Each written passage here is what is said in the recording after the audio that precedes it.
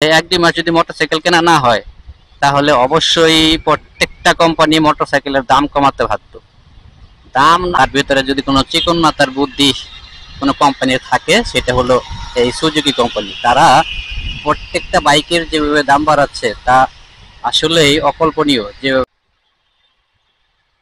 আসসালামু আলাইকুম, কেমন আছেন সবাই? আশা করি সবাই ভালো আছেন। তা আমিও আপনাদের দয়ায় অনেক ভালো আছি। তো অনেকদিন পর আজকে আবার একটা ব্লগ ভিডিও নিয়ে সামনে চলে আসলাম। আজকে ভিডিওর টপিকসটা হচ্ছে বাংলাদেশে যে কয়টা কোম্পানি আছে তারা যেভাবে বাইকের দাম বাড়াচ্ছে সেই হিসেবে আমাদের সাধারণ পাবলিক হিসেবে আমাদের করণীয় কি। তো চলেন শুরু করি। তো বাংলাদেশে যে কয়টা কোম্পানি আছে বাজাজ, ইয়ামাহা, তারপর হলো কি টিভিএস, সুজুকি, প্রত্যেকটা কোম্পানি বাইক যেভাবে দাম বাড়াচ্ছে তা আসলে কল্পনার বাইরে। 150 সিসি বাইকের দাম যেভাবে বাড়তেছে তা সাধারণ পাবলিকের হাতের নাগালের বাইরে চলে যাচ্ছে। তো সবচেয়ে দাম যে বাইকগুলোর বাড়তেছে সেটা হলো সুজুকি কোম্পানি। বাংলাদেশে যত কোম্পানি আছে তার ভিতরে যদি কোনো চিকন মাথার বুদ্ধি কোনো কোম্পানির থাকে সেটা হলো এই সুজুকি কোম্পানি। তারা প্রত্যেকটা বাইকের যেভাবে দাম বাড়াচ্ছে তা আসলেই অকল্পনীয়। যে এই যে দেখেন 2024 সালে তারা কি করছে, বলতেছে যে কি update model Gixxer plus Gixxer SF. কি আপডেটটা করছে?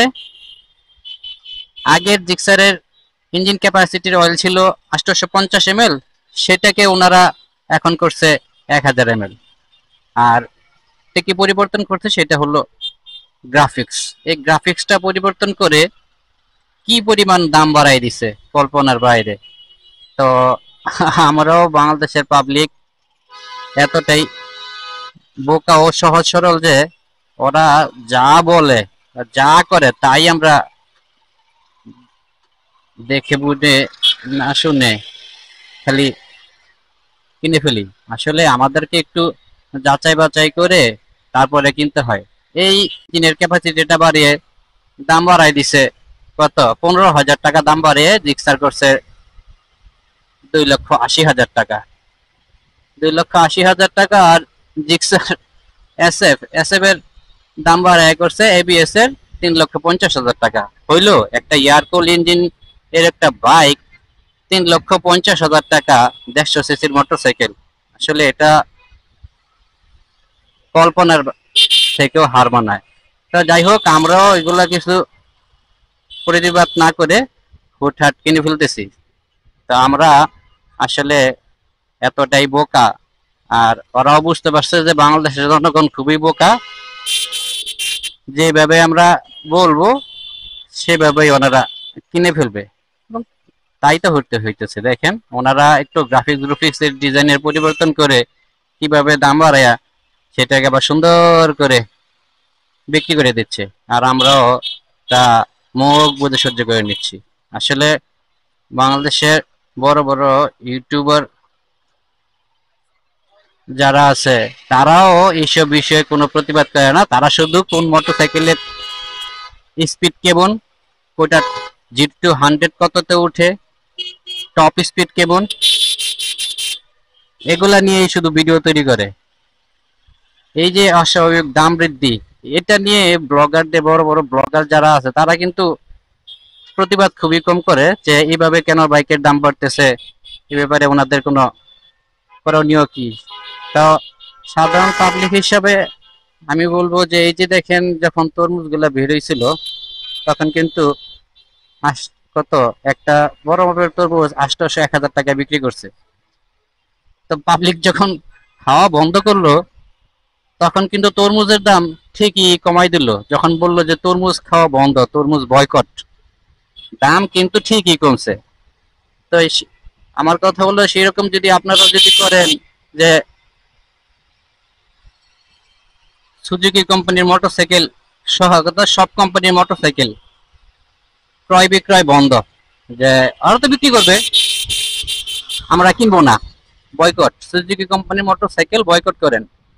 বিশেষ করে এই সুজুকি কোম্পানির যেভাবে দাম বাড়াইছে বাকিরা তো বাড়াইছেই, কিন্তু ওনারা যা করতেছে, তো আমার মনে হয় যদি এটা বয়কট করা যায়, তাহলে 1-2 মাস যদি মোটরসাইকেল কেনা না হয়, তাহলে অবশ্যই প্রত্যেকটা কোম্পানি মোটরসাইকেলের দাম কমাতে বাধ্য।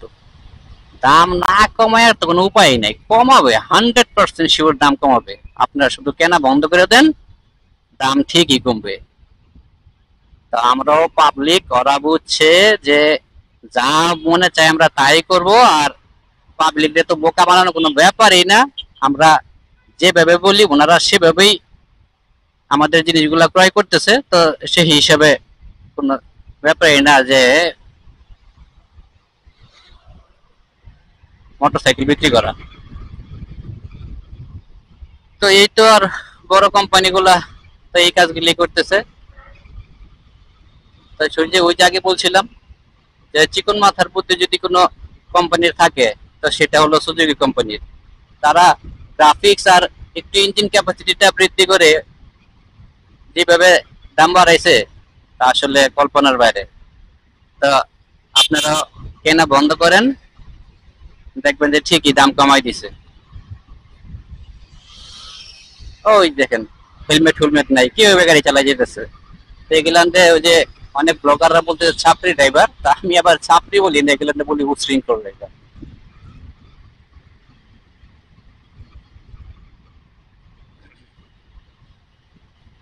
তো যাই হোক, আজকের ভিডিওটি এ পর্যন্তই। যদি ভিডিওটি কারোর কাছে ভালো লেগে থাকে, তাহলে অবশ্যই একটি লাইক ও কমেন্ট করতে ভুলবেন না। এই ব্যাপারে আপনাদের মতামত কি, যে ব্যাপারে প্রত্যেকটি কোম্পানির জিনিসের দাম পাওয়া গেছে, সে ব্যাপারে আপনাদের মতামতটাও জানাবেন কমেন্টে। যাই হোক, আজকের জন্য আল্লাহ হাফেজ।